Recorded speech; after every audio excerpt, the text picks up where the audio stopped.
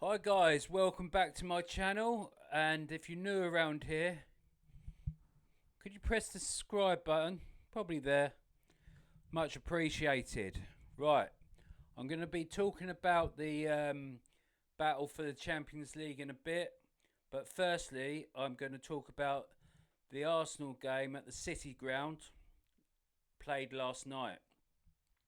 It was a 0-0 ball draw, but I'm going to start off with some positives.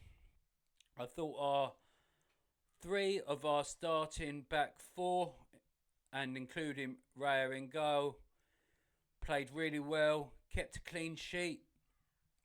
But one player that I didn't think defensively was playing well was Calafuri.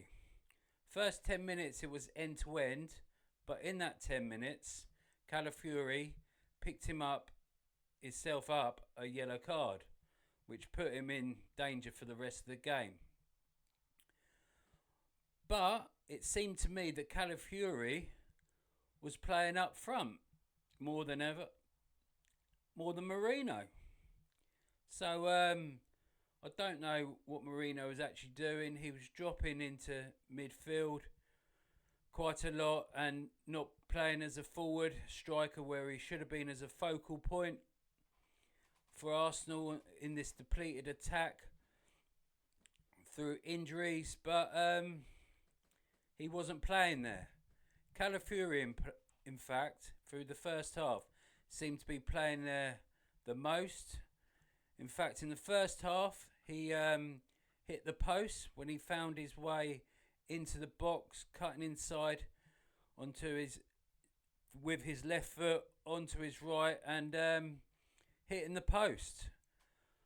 Calafuri then seemed to be not playing at left back at all, and seemed to be playing where Marino was, and Marino was dropping into midfield, and Calafuri would be playing left forward or centralised. So I don't know what was going on there. Only Mikel Arteta can answer that. Midfield did really well, I thought, considering Ethan Waneri looked lively, looked like our biggest threat going forward. Rice huffed and puffed. Better performance than the West Ham game, but still not up to his normal standard. And Trossard, well, I thought he played rubbish, in fact. He as the elder statesman, the senior player, even Waneri outshined him, and Waneri looked like the biggest threat and the how we were going to score a goal. He looked lively every time he got the ball. Positive. Makes you get out your seat, but you can't rely on a 17-year-old academy player to win you the games. People like Trossard should be stepping up. And Marino, like I said, he should be stepping up, but he's to be fair, he's a midfield player trying to play up front, but he wasn't up front, he was in midfield most of the game. So at half time, 0-0. We had most of the possession in the first half, like I said. But Arteta made a substitution. Tini was warming up. He came on, and I thought, Marino off, put Calafuri up front where he's been playing the most of the first half. But no, he whipped Calafuri off. I think that was more to do with the yellow card, but he was defensively wasn't there, and that's his weak game. I think he would be better at centre back, and I think he goes forward, but I don't think he's a left back because there's too many times where he's left the left back isolated area and he keeps fouling. He was lucky not to get sent off against West Ham when he pulled down a player. Nothing happened there, but he's just a liability. Tierney, much better defensively. We had a back four then that was solid. Tierney went forward when he could. and I believe we looked much better.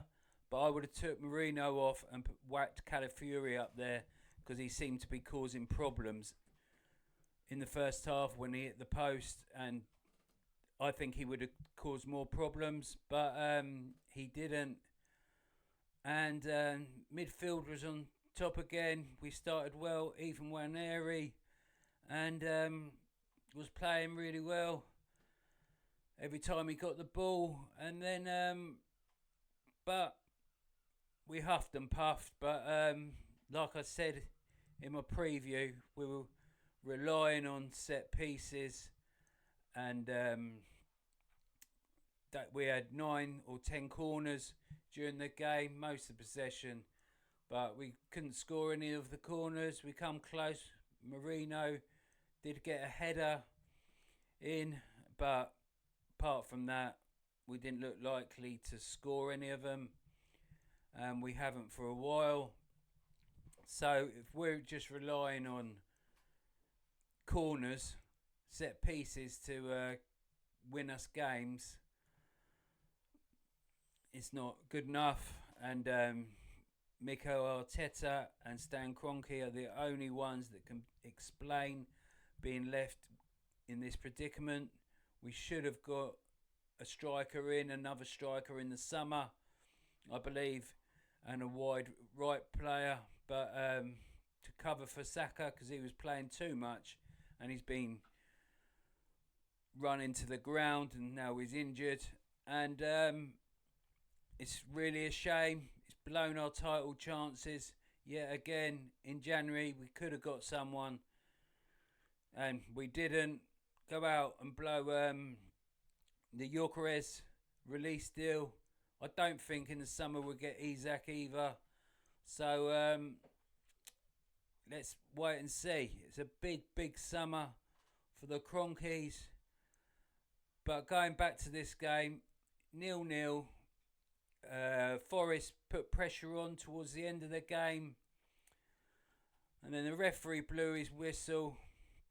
But before that, I was really peed off when Waneri got substituted for Sterling. Unless he said to the bench, I've got cramp again. But I know I said we got to look after the young players. But unless he, with 10 minutes to go, unless he was really in agony, I would have kept him on and seen if he could have produced some magic, because he was the only person that looked like producing anything. But full-time whistle went, and you could see at the end Gabriel and Rice having arguments, but about their play, where one should be and one should be, and where Rice probably was saying you should have given me the ball here. But at the end of the day, our form is not good. We've got no striker. It don't look good for Arsenal, and we are in a battle for the Champions League. I think it could go down to at least 6 or 7 in the league for the battle for the Champions League places. I'll just get my phone up here. Right.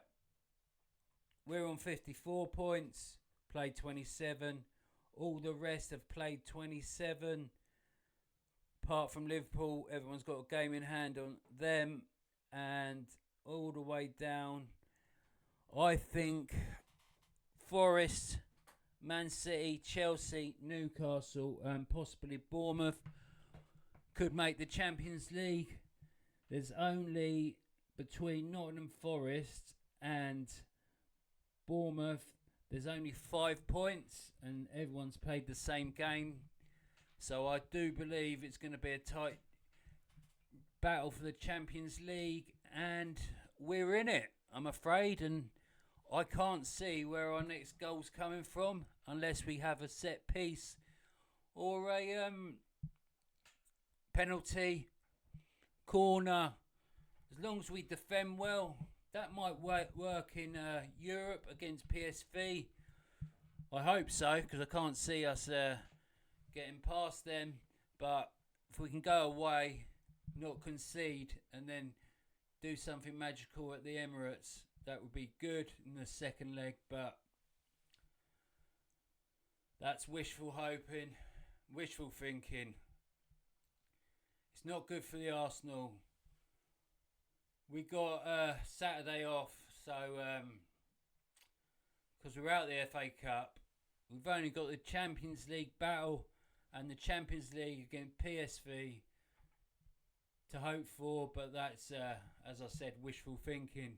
We're not going to win that Champions League, and then bring on the summer. And I feel it's going to be a big summer for Arteta and the Cronkies, because I think they're going to have to produce a world-class striker, holding midfielder, or midfielder in general, playing the 8, where Rice can play the 6. We'll be losing probably Jorginho, maybe extend the contract of Partey, but we'll see in the summer. And we've got to sort the Edu situation out. Who's it going to be? Is it going to be A2, or is someone else going to come in? I think we should be sorting that out before the end of the season. But what will be will be. We're just going to have to see what happens. And like I said, it looks bleak at the moment. Bring on the summer. We got to get in the Champions League. The Cronkies want Champions League money. So, right. Chins up.